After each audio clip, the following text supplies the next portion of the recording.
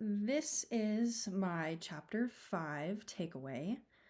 Um, and I feel like I have said this for almost every single one of these chapters because they have been really interesting to me. But this one did really catch my eye a lot because podcasts are in this subject. So podcasts are something like I listen to podcasts all the time.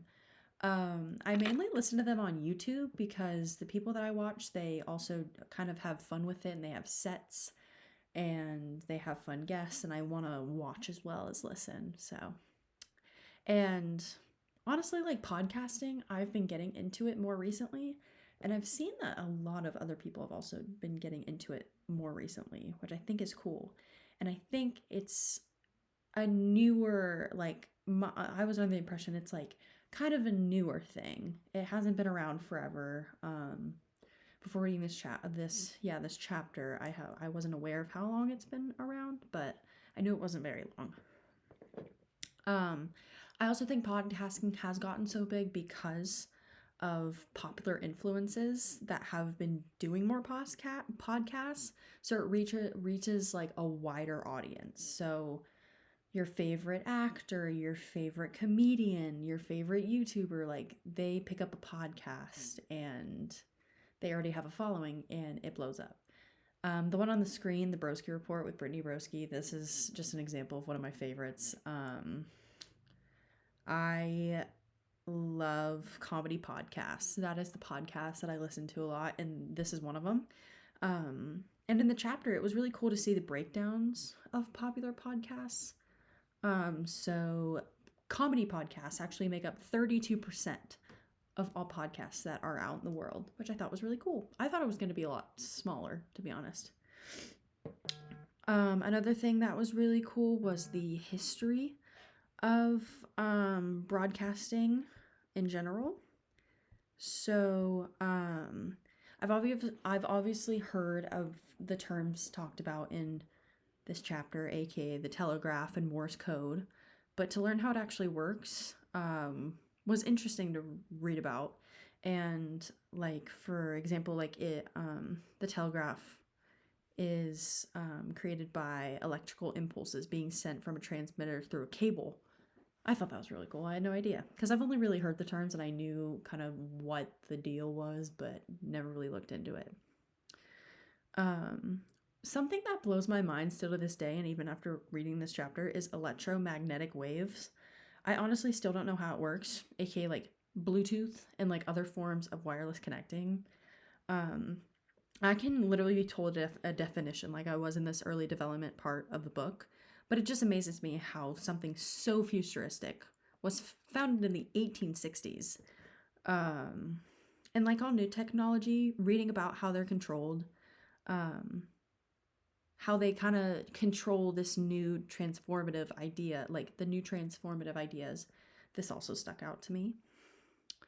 Like we have with AI now, they had all of these new inventions had real world worries. This including signal interferences and ship radio requirements, and it really didn't help either that these worries were in the midst of World War One. But on the bright side, it completely transformed communications during the war. Another part that really intrigued me was the golden age of the radio. So my favorite part about learning history is how it has affected today's day and age.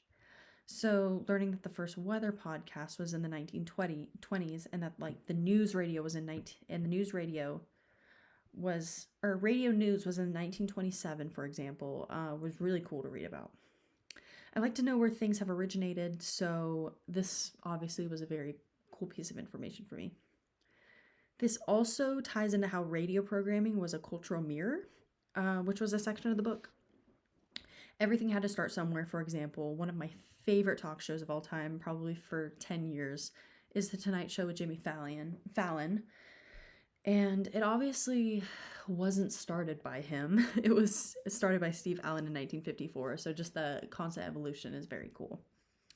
One thing that I am intertwined in, which I think is I did mention in one of my other previous videos, is my love for music. So this is where the rise of the top 40 radio caught my eye. So I love listening to my favorite music and seeing songs that I love make the list, or listening to the list to find new artists that end up being my favorites. I also do have a lot of nostalgia in radio in general.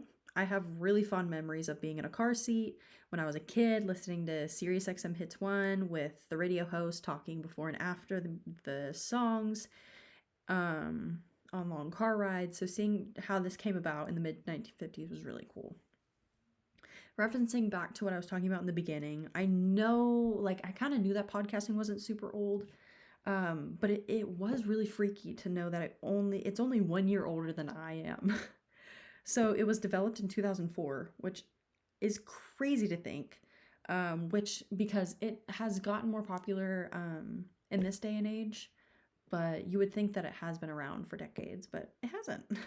um, it really has become so extremely mainstream, and I think, like I said, this is due to um, the huge platform that it gives influencers and celebrities for their voices and their feelings and their honest opinions. So that's what I took away from chapter 5.